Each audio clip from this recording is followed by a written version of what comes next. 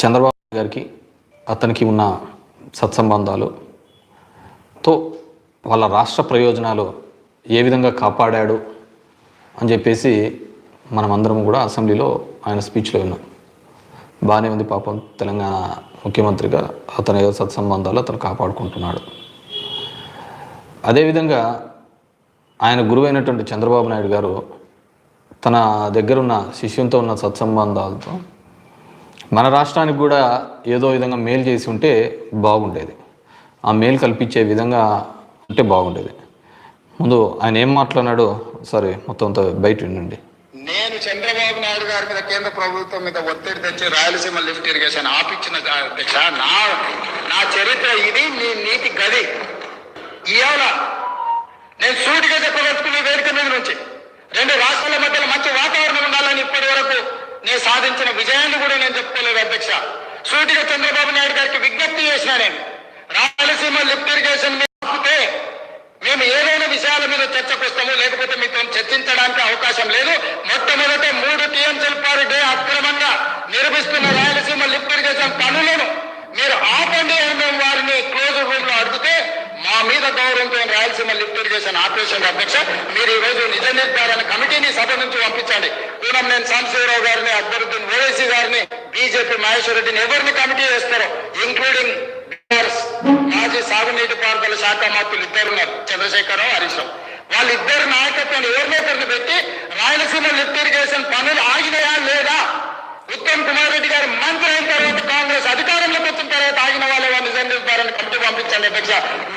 మీరు ఆదేశాలు ఇవ్వండి అధ్యక్ష. ఈ సభ నుంచి మేము అక్కడ రాయలసీమ లిఫ్ట్ 3 టీఎంసీల పర్ డే దోపిడీని ఆపించి చర్చల పేరు మీద ఈరోజు పాలమూరు రంగారెడ్డి ఎత్తిపోతలకు అనుకూలంగా నిర్ణయాలు వచ్చి ఉమ్మడి రాష్ట్రంలో మా ప్రాజెక్టులకు మీరు ఎలాంటి అభ్యంతరాలు పెట్టకండి, మా కడుపు కొట్టకండి అని వాళ్ళ మీద ఒత్తిడి తీసుకొచ్చి ఈరోజు ఒక కొలికి పట్టుకొచ్చిన మాట.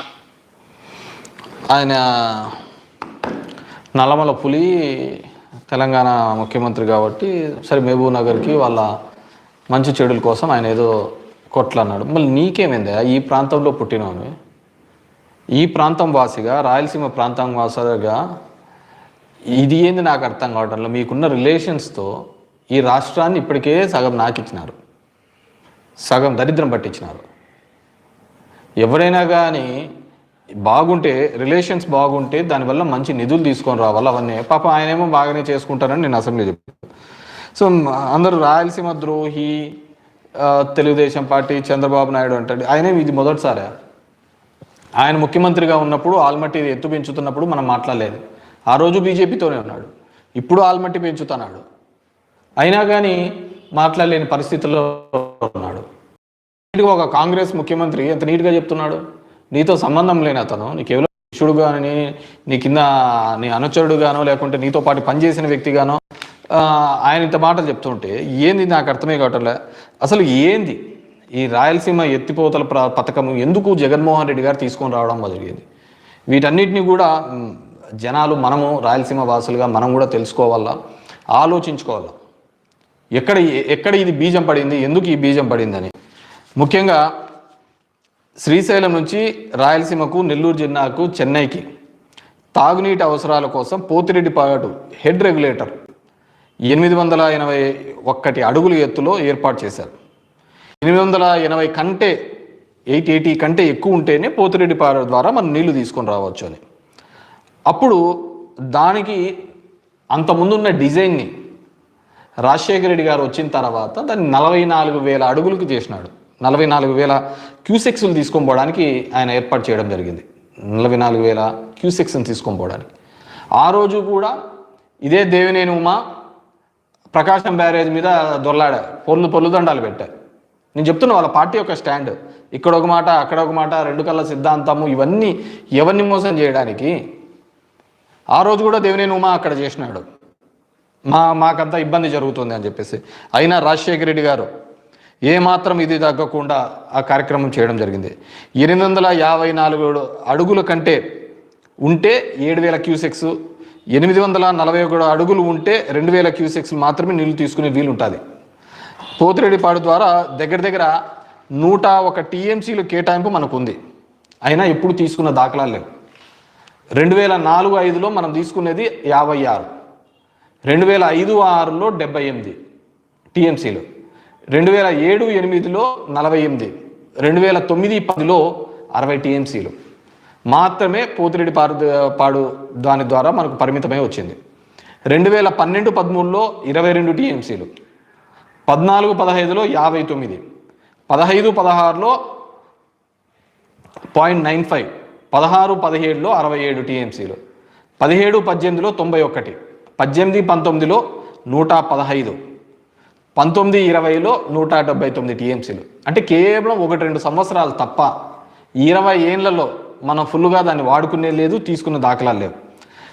అటువైపు తెలంగాణ చూసినాము అంటే వాళ్ళు 798 అడుగులకు వచ్చేకల్లా వాళ్ళు కరెంట్ కొట్టడం మొదలు పెడతారు. మనం కూడా చాలాసార్లు గొడవ పడినాం, పోలీసు వాళ్ళని పెట్టినాం, ఇట్లా నీళ్లు కొట్టుకోకూడదు అని చెప్పేసి అన్నీ చేయడం జరిగింది. ఇవన్నీ అయ్యేది కాదని చెప్పేసి అప్పుడు పాలమూరు రంగారెడ్డి పెద్ద ఎత్తున పెట్టినాడు కేసీఆర్. డైలీ 2 టీఎంసీ తెక్కన 60 రోజుల లోపల 120 టీఎంసీలు లిఫ్ట్ చేసే విధంగా పెట్టినాడు. దానికి ఏది పాలమూరు రంగారెడ్డి కానీ దిండి ప్రాజెక్టు కానీ కేసీఆర్ ముందుకు తీసుకొని పోయినాడు. మనం కూడా ఆ టైంలో వాటిని అన్నిటినీ ఆపాలి అనే ఉద్దేశంతో జగన్మోహన్ రెడ్డి రైతు దీక్ష చేయడం జరిగింది, జలదీక్ష చేయడం జరిగింది కర్నూలులో.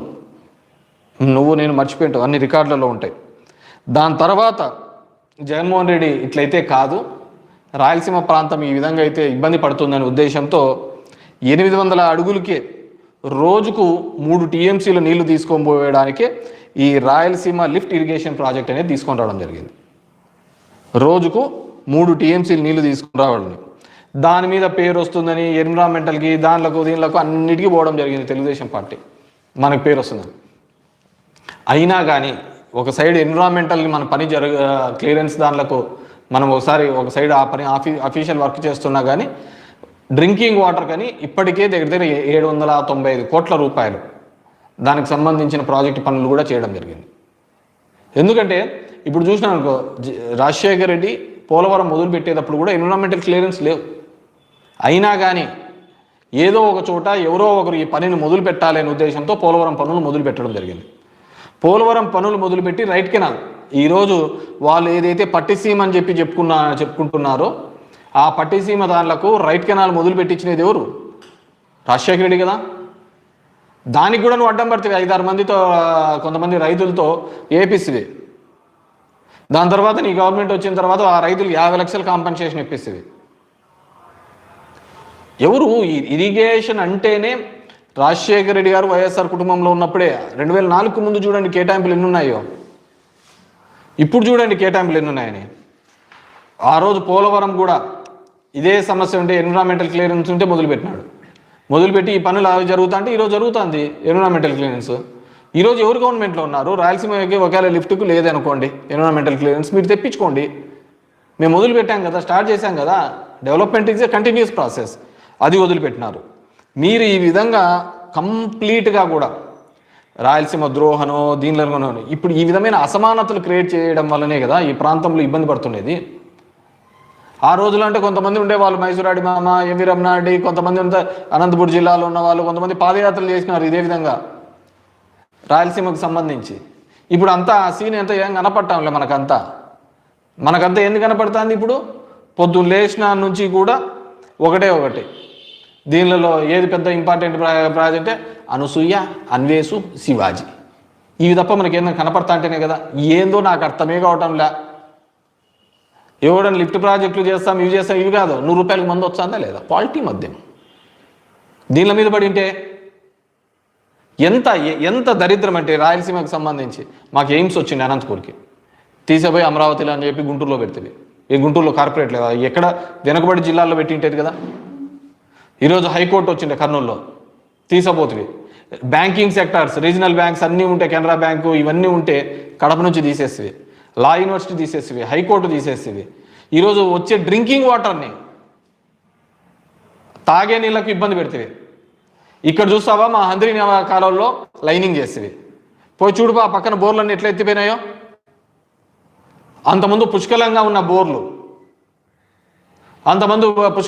బోర్లు ఈరోజు బోర్లలో నీళ్ళు లేని పరిస్థితి. లైనింగ్ చేయించినారంతా. కుప్పం తీసుకుపోవాలంట, అది మొత్తం లైనింగ్ చేయించినారు. ఏంటిది? ఎక్కడికి పోతున్నాం? మనం మాట్లాడాల్సిన అవసరం లే.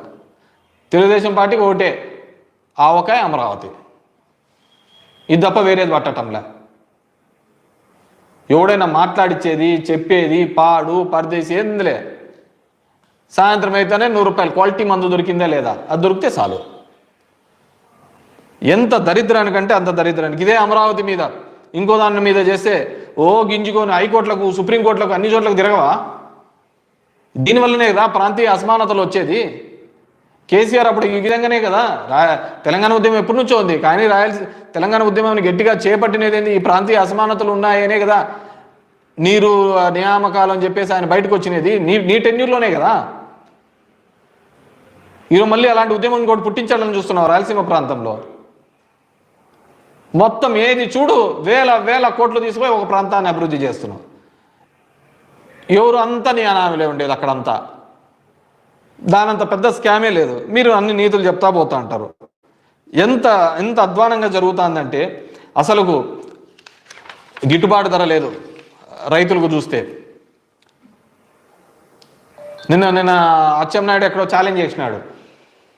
ఆయన ఏం ఛాలెంజ్ చేస్తాడు? అసలు రాయలసీమకి ఏం న్యాయం చేశామో ఓపెన్ డిస్కషన్ చేస్తాను. నాయన అచ్చెన్నాయుడు గారు చెప్పండి నాయన, ఇది మీ ప్రాంతము అట్లా అయిపోయింది. ఉత్తరాంధ్ర కేవలం పదవుల కోసం ఉంటేనే తప్ప.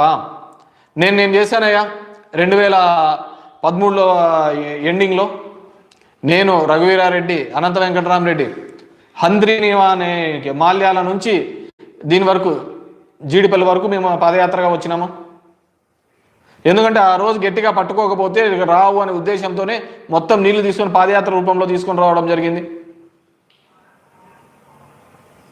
కానీ ఈరోజు మీరు చేస్తున్నది ఏంది?